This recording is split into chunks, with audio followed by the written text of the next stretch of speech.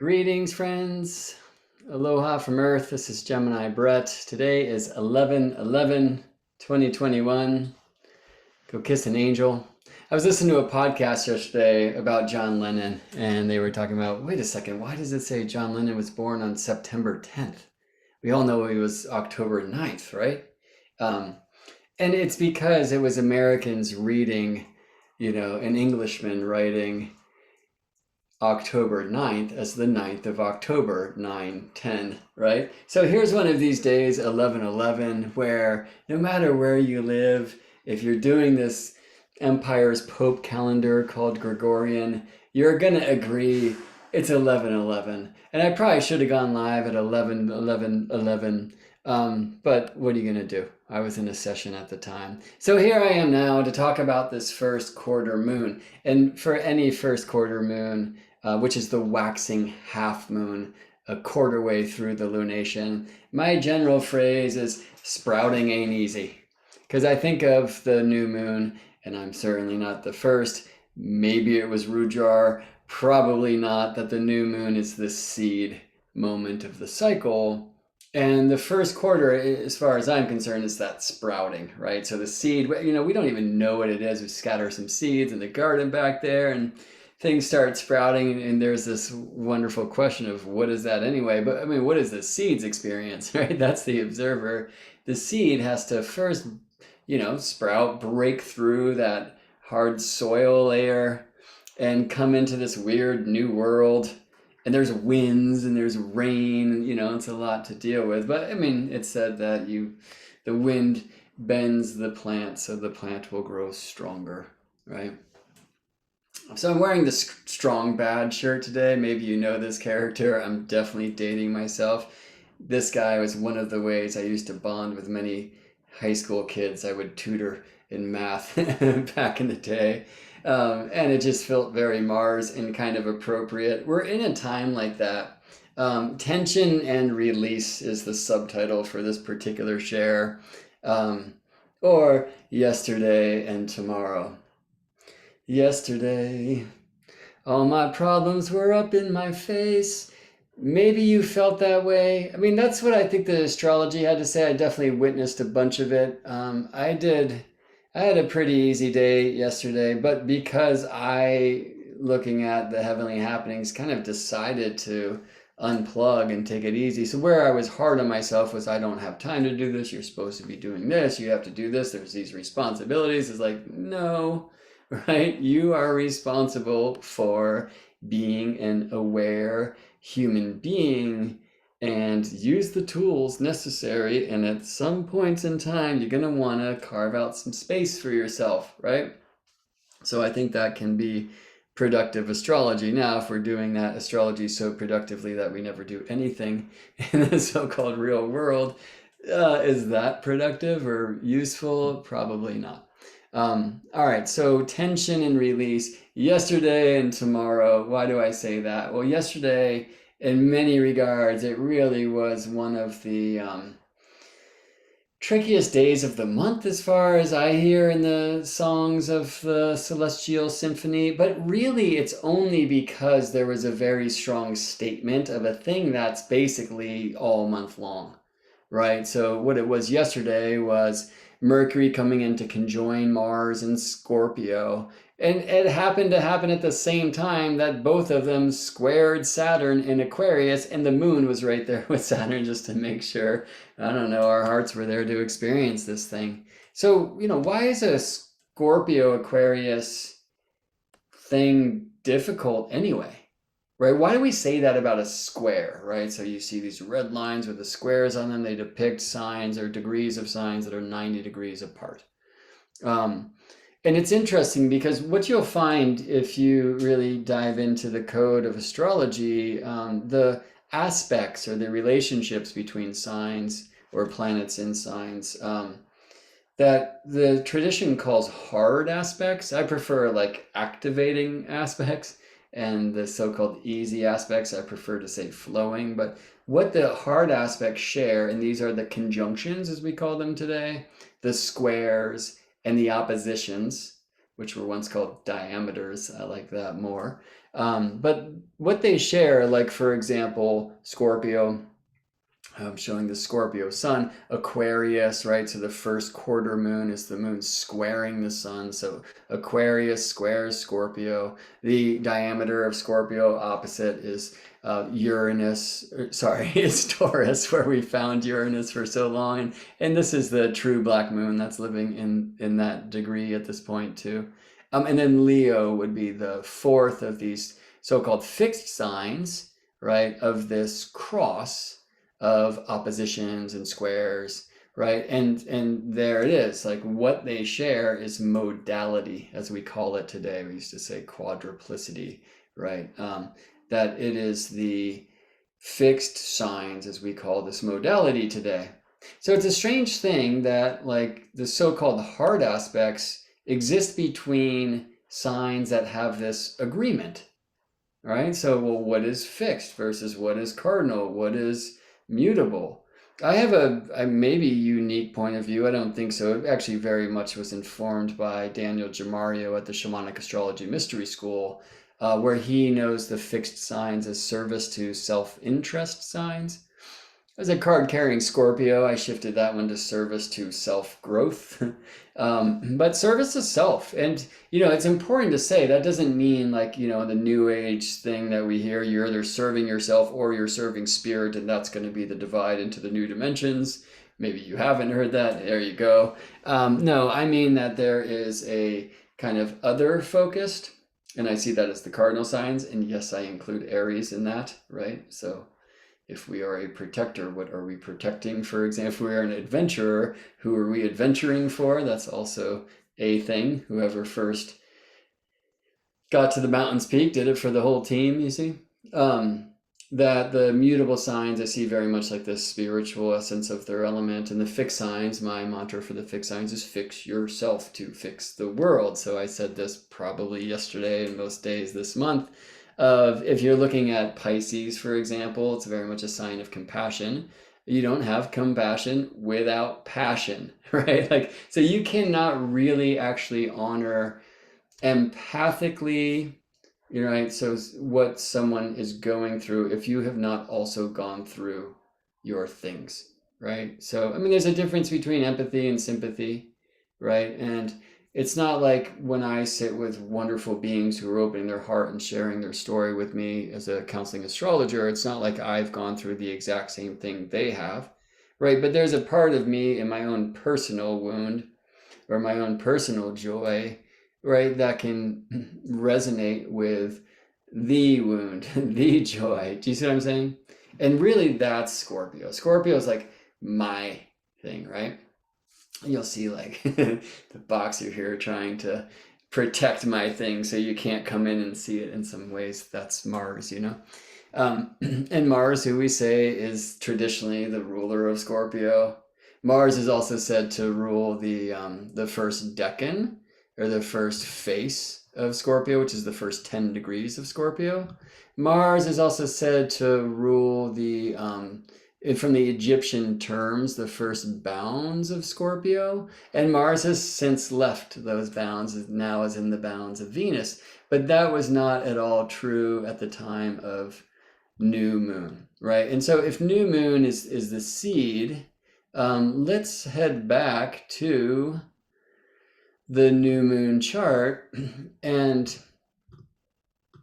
tune into what is sprouting right now, right? And so a very significant truth of the new moon chart, and we'll see this also echoed in the full moon chart in a different way, and then also today, is the Scorpio Aquarius square, right? So in the new moon chart, we have the new moon here in Scorpio squaring Saturn in Aquarius. I mean, it's 5.5 degrees out and separating at that point, but then they are applying both moon more quickly so, and then sun, and we'll see that soon, square Jupiter in Aquarius, right? Or even at the new moon, we're pretty close to the square to the Jupiter-Saturn midpoint in Aquarius, right? Saturn here at 7 Aquarius. We'll look at Mars at 3:33 in sign, in face, in bounds, in haze in some of the places in the world. And I may be getting a little too deep into the traditional vernacular there. But anyway, Mars is clearly at that time applying to square Saturn. Saturn said to be strong in Aquarius, Mars is strong in Scorpio. And so it's like an epic thing. Now, again, why should we have tension if these are signs that agree in modality? So whatever you feel the fixed signs are, and the typical thing that's taught is they are stubborn. I'll read on the same page that Scorpio is transmutational, transformational, evolutionary, and that Aquarius is revolutionary and here to change the world. And it's like, wait, but you just called them stubborn and fixed and unchangeable and what? That's not how I know the fixed signs. I know them as this very growth-oriented, but in growing me, and according to the element of their kind. And in my point of view, there's the tension, right? So it's one thing, like, if you're just on another team, right? You're on a totally different side of the debate. Let's do that. Let's say we're in debate club here. Astrology is simply the debate club of the heavens. Right? So let's say we're in debate club. I don't have much experience in that world, so I'm completely projecting. I've watched some fun movies or whatever, but so I'm preparing my debate, this side of the argument against that side, and we're meeting in different rooms, and we're meeting with our team to get together so we can form the proper arguments and kind of efficiently go in there and win the debate, right? And the other team's over there, so we're just like, we have nothing to do with them until we come into like kind of, if you will, the confrontational space, which in a way could feel very square, certainly once it's happening, or could feel like that oppositional thing. I mean, that's very much like, hey, us, me, and you over there, right? The square is a little bit more of a blindside thing. And, let me get to the point before I take this metaphor too far. Metaphor, right? Which is that, well, the people on my same team, right, who together with me are gathering the right arguments to debate the other team, right? When we are in disagreement, that's like even trickier. Do you see what I'm saying? It's like, oh, cool, these are the right arguments to just dismantle that team, whatever they're going to come in with. We know what they're going to say. Here's where we're coming from. And somebody on your same team is like, no, that's not going to work. You need to go at it like this, right? So you're in the same room, like trying to agree on a thing, right? And for me, that's that fixed sign focus. And again, my mantra for them is fix yourself to fix the world. Signs of personal evolution in that regard. And Scorpio is talking about, hey, we should do this in the ways of like the deep heart, or like the deep dive, and leave no stone unturned, and go into hell if you need to, because that might be where the brightest light is, right? You look at that Scorpio squared at Leo. Leo's like, no, the brightest light's up there. It's the sun. So get out of the night and come to the light. Right, and it's very much like this, like square on death versus life. I just read this wonderful quote. I just watched this movie, and it was, "Aren't you afraid of death? And the closer I get to death, the more I love living." Right, that's like right in that kind of tension and in the resolution that hopefully we will find in that Scorpio Leo realm. In the Scorpio Aquarius realm, as you've heard me say, if you've been listening to my transmissions over the last few days, and you'll hear me again say if you listen to my transmissions in the days to come, and I think it's very alive, probably in our personal worlds, but definitely in our collective worlds right now, where it's very much head versus the heart. And, I think Scorpio, very importantly, is will-based. And that's a thing that we lose. Right, so my will, right now I want my will to be in service to the collective will, but if I choose to leave my own will behind and just follow what the news reporters tell me to do, right? Oh, this is what you're supposed to be compassionate about right now, right? No, if I don't bring my passion to that, or if it's in defiance of my passion, right, or so I'm supposed to be scared about these people, but ignore these other people, right, who are also in pain or whatever, because that's, that's the right thing to do for the collective, for example, like that ain't gonna work. Or the only way it does is if I completely ignore, especially if my heart is screaming, like, wait a second, like kids committing suicide are just as relevant as that other thing that's on TV, right? Like that, if my heart's screaming that and I choose not to listen to it so I can, like, participate with, the community, like, need, in a sense, you're gonna feel that Scorpio Aquarius thing, just especially if there's rules, right? And the Saturn is gonna help, being at home, and Aquarius saying, oh, this is how you have to feel. And if you don't feel this way, you will be ostracized, right? And so that's like, and that's why you want to get sometimes your heart needs, like, the boxer with the mask on, like the Mexican wrestling mask on, to, like, fight off anything that wants to come in and claim your will and tell you it's wrong or something. That, like, now what's the other side of it? I want to be passionate, but I don't want my passion or my will to separate me from the collective. Like, I want to be passionate about creating a better new world. And now looking at that, this is how I feel that looks, versus how, like, this is how I think that should look. Even if it's not being informed from without, right? Just that heart versus the head thing is very square. I wrote this little bit yesterday, which is solve et coagula, right? So break apart and recombine, break apart and put together, one of the old alchemical axioms, yeah? And so let the head do the head, right? Like, literally, it's a hard thing to say, but a heartless head is not a terrible device as long as it's balanced with a headless heart, right? So if I allow myself to just feel without narrating or needing to know why I'm crying or screaming or laughing hysterically, and just allowing it to, like, go and roll and flow like water words, right? And on the other side, like, how can I have a logical, rational, even scientific look at the madness of the world if I'm only operating from within the tidal wave of fear, terror, excitement, pleasure, whatever, right? Like sex drive or those, it's like, wait a second, like, pop up above that. I had an experience some time ago where I was going through customs with a friend, and she was being given a really hard time. And she was getting into the customs guard about, you can't be judgmental and it's not spiritual. And I was like, that's all true, but at the same time, like, in this position, you probably want to, yes sir, no sir, and get moved along and off into the cab or wherever we're going next, right? And so finally, in the cab and still in tears, my friend asked, like, how could you not be angry at him?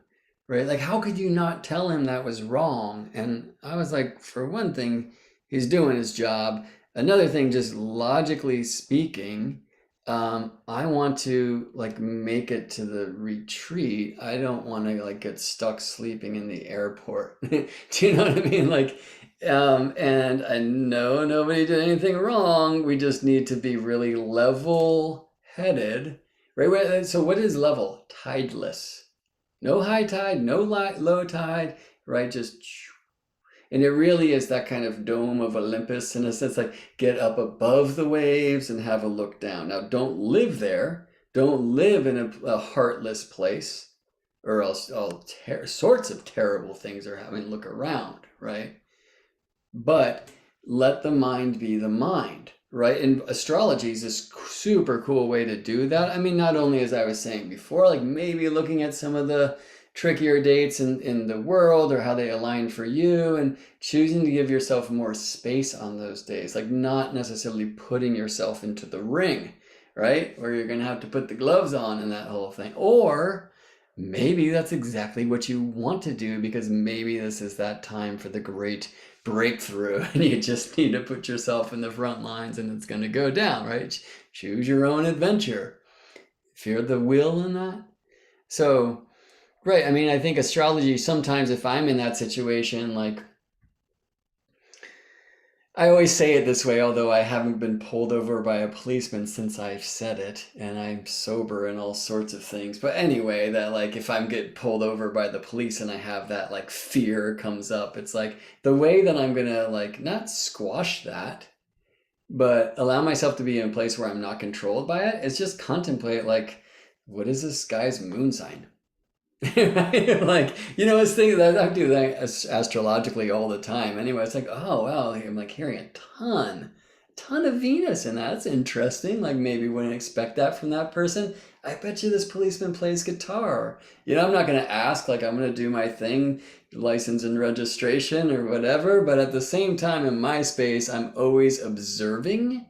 And there's a Scorpio level of observation, right? Like, oh, I bet you he's so angry because he wanted to be a professional guitarist and just couldn't make it, or his parents, right? And like, no, like there's another side. Well, yes, but there's another side of the thing, which is just like, like you can hear very clearly that planet speaking through this being right now. What a surprise. Didn't think I'd see that planet here. And oh, I bet you, right? And then it can just be in that space. Now, again, we don't only want to live in the head.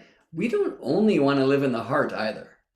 We obviously live in a culture at this time in our lives that's very head-oriented and sadly very, not heart-oriented. In fact, the heart is seen to be a scary place. And so, going more heart is probably actually just going to balance it out, given the way that we were programmed. If you, like I went through, the education system or whatever, and just our cultural conditioning. If we were all heart and no reason, you get into all sorts of issues there too, right? So, or all spirit and no matter is another thing you can look at in that regard. Okay, so I'm speaking a lot about the tension. Well, where's the release? And I committed one of my own astrological pet peeves yesterday, which is like, hey, unplug today. Write the email, but don't send it, I said in my transmission yesterday. And sometimes we know that's a really healthy practice. I want to say I had two experiences yesterday. So good.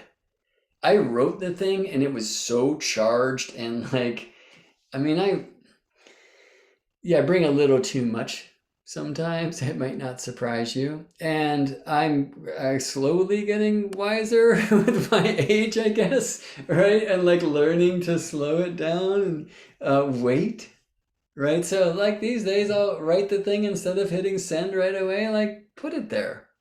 And oftentimes they don't get sent at all, or they will get edited before they're sent. If the next day I learn something new or a better way to say that's actually going to achieve results rather than just like, start a fight and then to need to win a fight or something like, it's not working.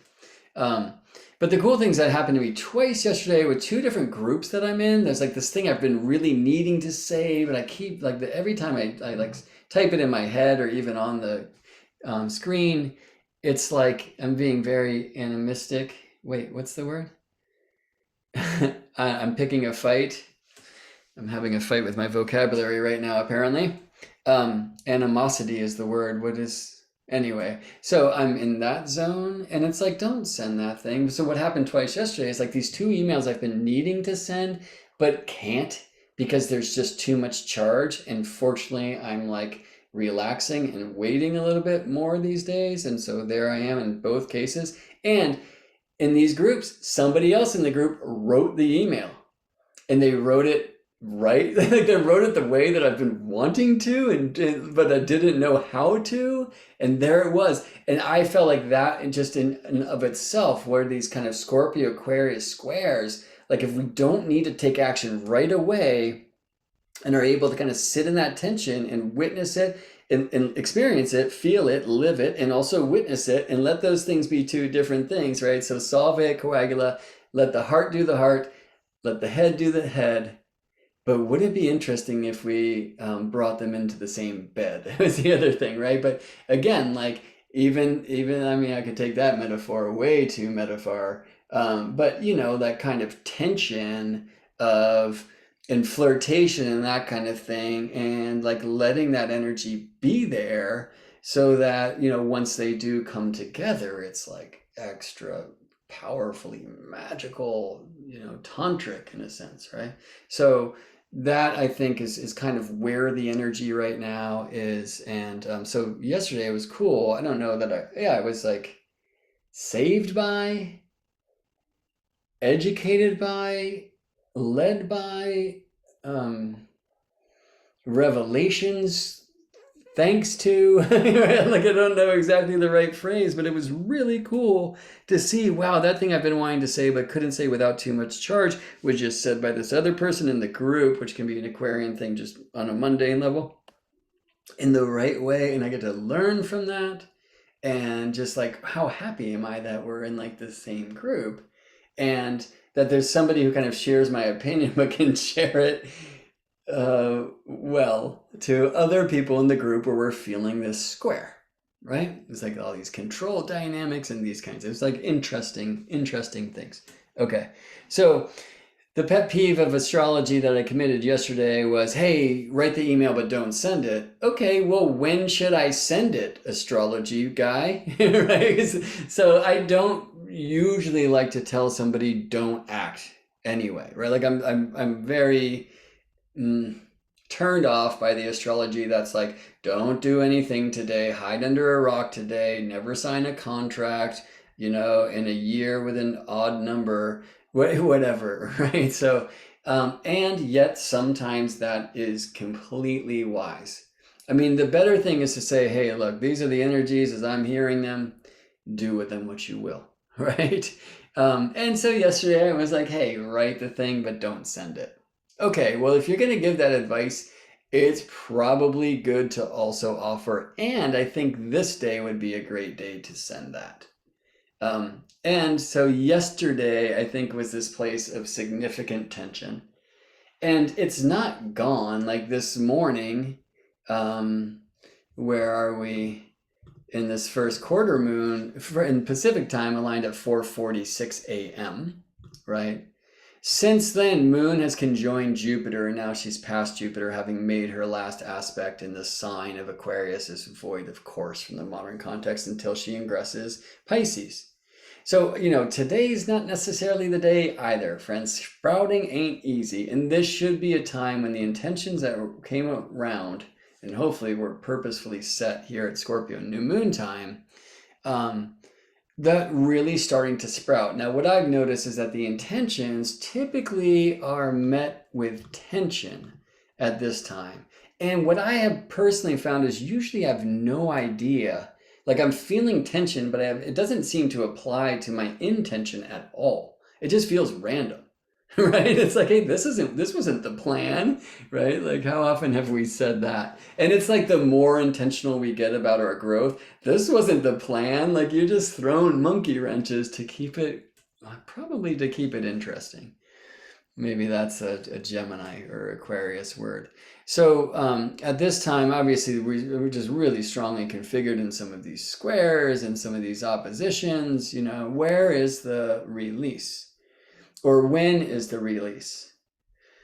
So, a chart is a chart, and so our birth charts are our birth charts. And while, yes, the world did not stop spinning for me, so I should look at the progressions and the transits and the directions and all the things that like have echoed through time, the profection, something I'm teaching right now, right? The releasings, interesting word, all that stuff, yes, right? In a natal chart's a natal chart. But when we're playing with, mundane or heavenly, like global time, then you can also just wait a bit. And obviously, we want to consider how this is engaging with our own chart, in our own chart by its timing developments and all the things, right? But at the same time, we all can just look at the greater energy because, like, let's say I'm sending an email to a specific person. I don't really necessarily want to like spy into their chart, even if I have it, and kind of like but how does it resonate with my own, or just knowing that they live in the world that I live in, and having these feelings about what's happening like globally. Well, maybe I wait until the global things like has a little bit more ease.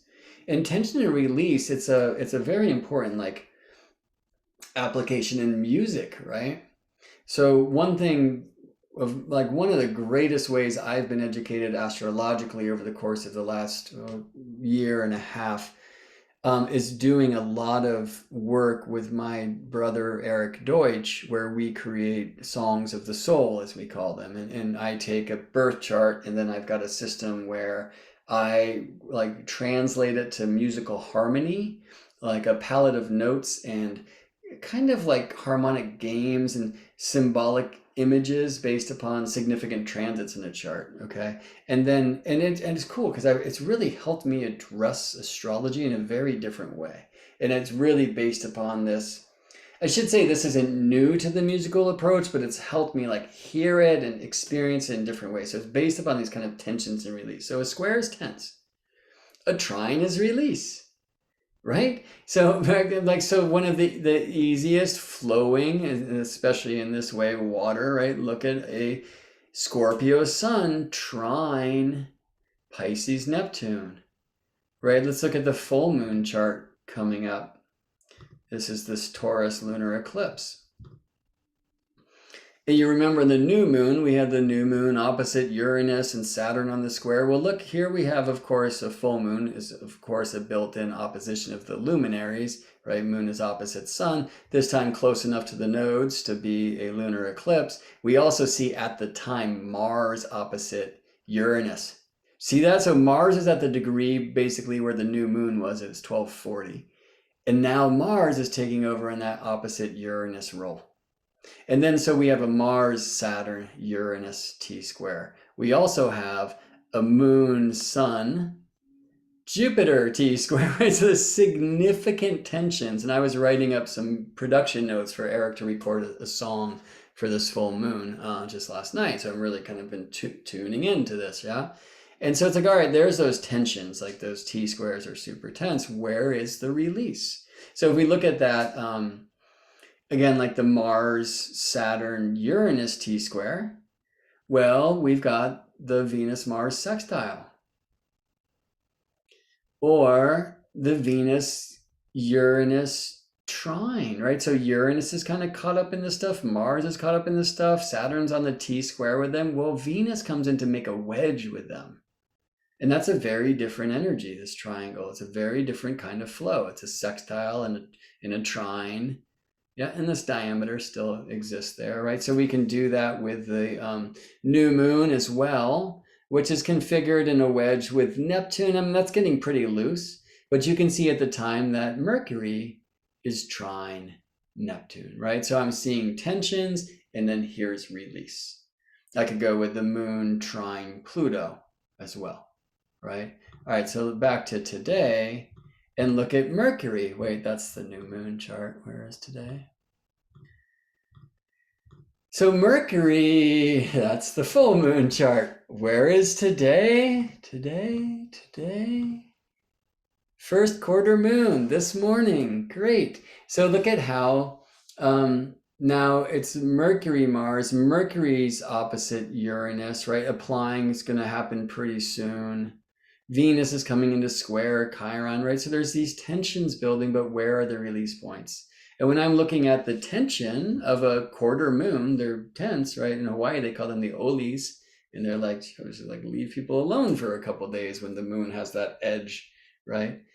So moon square sun, the luminaries here, kind of celebrating as so many other planets are and have been, this square between Aquarius and Scorpio, which is why I just keep speaking about it. But where is the release? And how about Sun applying to trine Neptune? And that's going to happen tomorrow.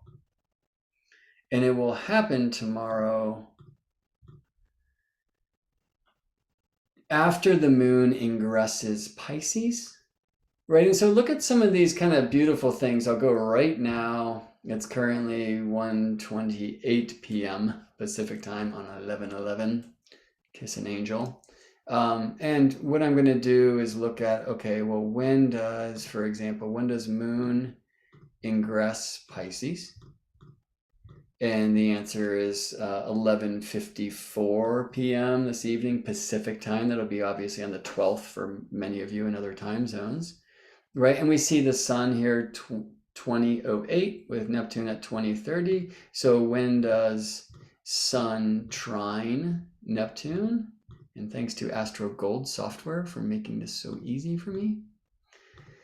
And that's November 12th at 8:23 a.m. Pacific time. Right?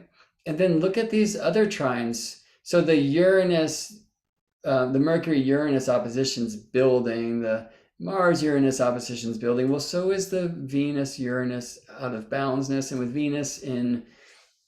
Venus-Uranus trine, and with Venus out of bounds, that's kind of a Uranian thing. And with Uranus in Taurus, that's a pretty Venusian thing.